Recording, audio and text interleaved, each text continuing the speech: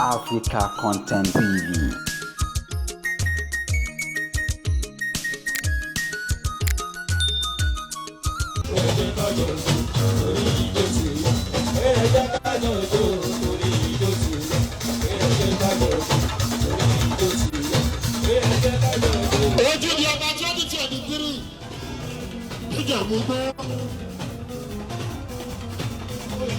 Lama lama basa takwa.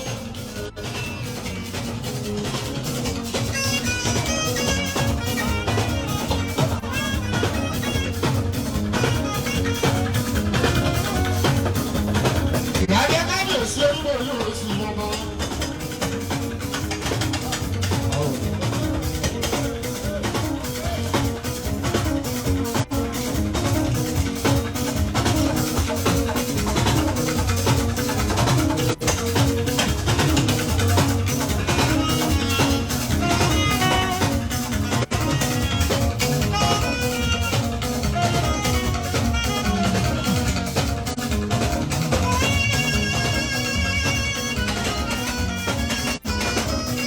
Ajano.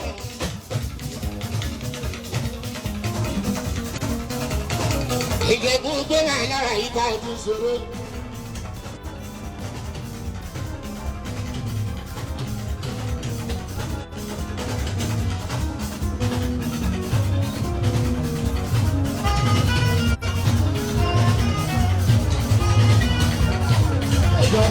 Ẹjọ́ tó yẹ ọmọ ẹgbẹ́ ìjà ìṣòro.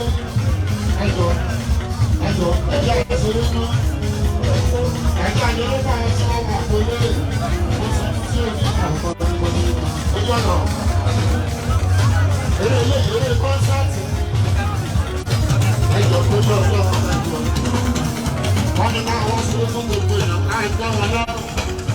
Káàkiri lọ sí ìmọ̀ ọ̀pọ̀ ọ̀. Ìyà gbogbo ló ń pè ní.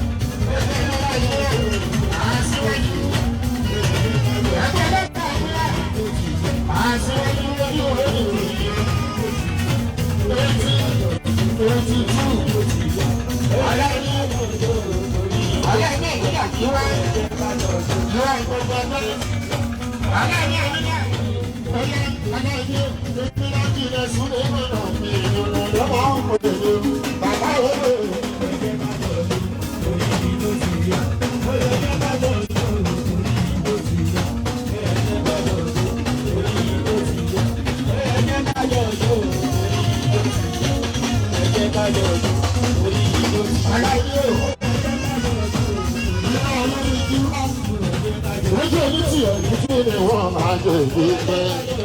Ọyá ta ló kìlọ̀ bá wà ní kòró. Èmi ni ìdùnnú mi wẹ́wẹ́ ní àbílẹ̀ mi. Ngbọ́ ta ló kìlọ̀ bá wà ní kòró. Èmi ni ìdùnnú mi wẹ́wẹ́ ní àbílẹ̀ mi. Ọyá tẹnu ọmọ ngbọ́ tábà bí ọ̀rẹ́.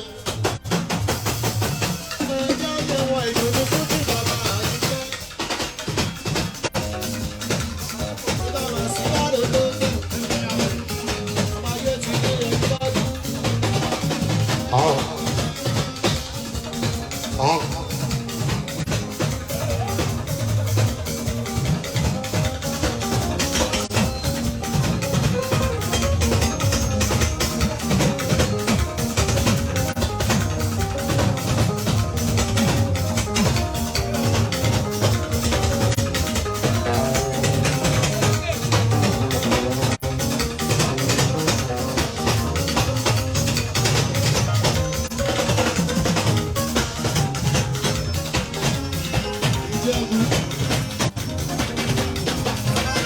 Thank you.